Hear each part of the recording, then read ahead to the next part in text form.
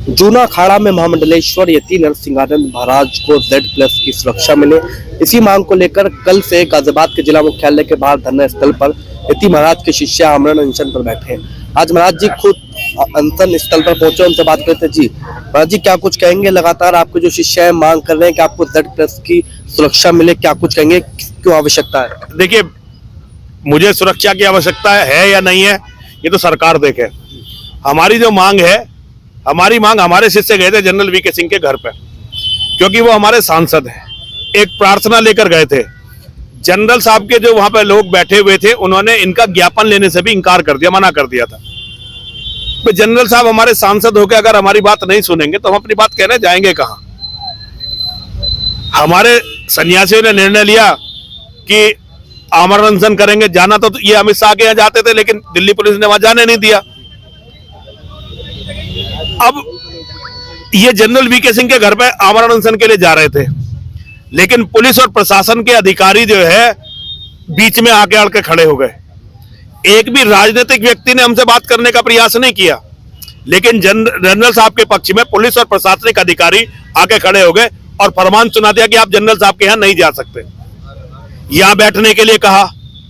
वैसे तो धरना स्थल हमेशा कलेक्ट्रेट के अंदर होता है, लेकिन जब से हमारी ये हिंदुओं की सरकार आई है, हिंदुओं को धरने देने का अधिकार भी खत्म कर दिया गया।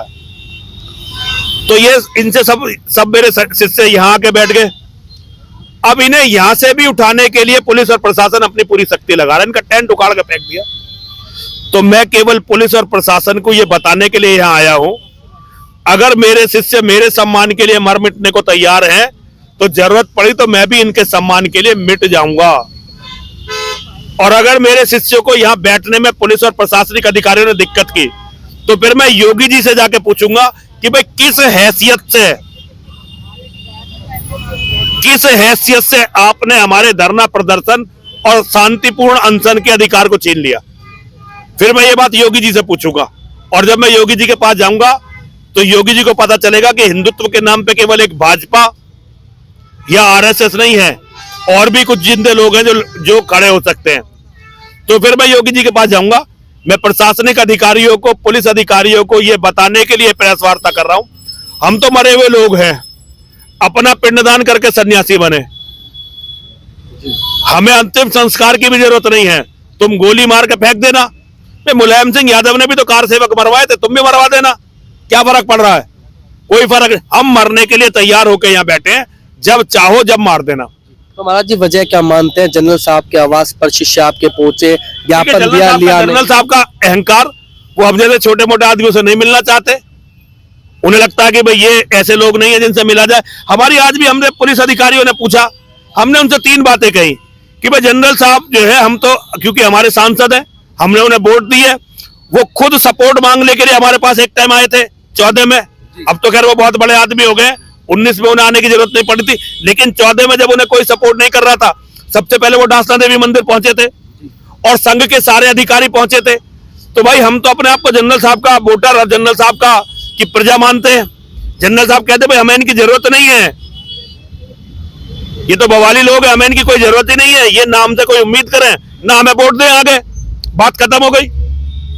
या पुलिस और प्रशासनिक अधिकारी, हमसे एक भी अधिकारी ये हमें लिख के दे दे कि भाई जितना खतरा है उतनी सुरक्षा हमें दे रखी है, ज्यादा सुरक्षा की जरूरत नहीं, एक भी लिख के दे दे। और अगर ये 2 बात नहीं कर सकते तो कम से कम कुछ तो करें हमारी सुरक्षा के लिए। हमारी 3 में से एक मांग पूरी करते हम तो उठ के चले जाएंगे। हमें ठंड में यहां मरने का, भूखा मरने का हमारे लड़कों को शौक थोड़ी है। हमारे सारे सन्यासी बेचारे बैठे हुए हैं, और मुझे तो खुद बहुत वो है कि मैं जाकर गर्म कमरे में सो रहा हूं और ये इतनी ठंड में यहां बैठे हुए हैं। जूना अखाड़ा में महामंडलेश्वर यति नरसिंहानंद महाराज इस वक्त हमारे साथ मौजूद थे, जिनका साफ तौर पर कहना है कि जनरल साहब का अहंकार है। सन 2014 में जनरल साहब सबसे पहले शिव शक्ति धाम में पहुंचे थे समर्थन के लिए, और हमने उनका समर्थन भी किया। लेकिन आज जब हमें जनरल वीके सिंह की आवश्यकता है तो जनरल वीके सिंह हमसे मिलने को भी तैयार नहीं है। महाराज जी के शिष्य भी हमारे साथ हैं, उनसे भी बात कर लेते हैं। जी, क्या कहेंगे महाराज जी, और कब तक आप जो है आमरण अनशन पर बैठने वाले हैं, क्या कहेंगे? देखिए, आमरण अनशन जब तक चलेगी जब तक हमारे गुरुवर महामंडलेश्वर यति नरसिंहानंद गिरी जी महाराज को जेड श्रेणी की सुरक्षा न मिल जाए। महाराज जी सिर्फ हमारे दुख दर्द को सुन के यहाँ आज आए थे प्रेस वार्ता करें। महाराज जी आमरण अनशन पे नहीं, हम गुरु शिष्य हैं यहाँ पर आमरण अनशन पे। हम लोग जनरल वीके सिंह के यहाँ गए थे कि हमारी आवाज जो है वहाँ उठाया जाए। उनके वहाँ जो प्रतिनिधि बैठे हुए उन्होंने हमारा पत्र लेने से मना कर दिया, जो हम लोगों ने मांग पत्र दिया था उनको सुरक्षा के लिए।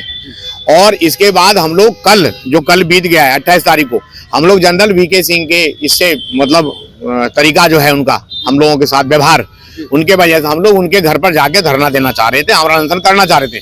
लेकिन पुलिस प्रशासन के बड़े अधिकारी मंदिर पहुंच गए और उन्होंने कहा कि नहीं आप यहाँ बैठिए। उन्होंने ला के मुझे यहाँ बिठा दिया हम लोगों को। लेकिन रात में हमारी टेंट वेंट सब उखाड़ के फेंक दी।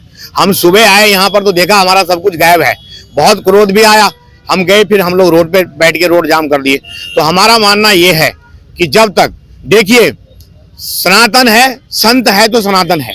आज देखिए दुबई में, आज देखिए दूसरे कंट्री में जो मंदिर बना रहे हैं, वहां के लोग समझ गए कि सनातन को कैसे पूजना है, आगे बढ़ाना है, संतों की कैसे सेवा की जाती है।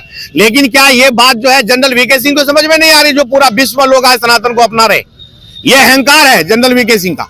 और हम ये चाहते हैं कि हमारे गुरुजी को अगर आप जेड श्रेणी की सुरक्षा नहीं दे सकते तो कम से कम पुलिस प्रशासनिक अधिकारी से हमारे गुरु भाइयों के ऊपर अत्याचार तो मत करवाइए। यहाँ पर जनरल वीके सिंह को किस चीज का अहंकार है? जब एक संत से जब आपको वोट की आवश्यकता थी, जब आपको यहाँ जीतने की आवश्यकता थी, तो महामंडलेश्वर यति नरसिंहानंद गिरी जी महाराज आपको याद आए थे जब आप मंदिर में जाके वहां सबसे पहले गए मत्था टेकने। और आज यहाँ पर जब गुरुजी के ऊपर खतरा है, 1500 करोड़ रुपए के इनाम है, आतंकवादियों ने रख रखा है, जो जिहादियों ने ISIS जैसे आतंकवादी पीछे पड़े हैं मारने के लिए। आपको पता होगा कि सभी पकड़े, यूपी पुलिस और दिल्ली पुलिस ने पकड़ा है।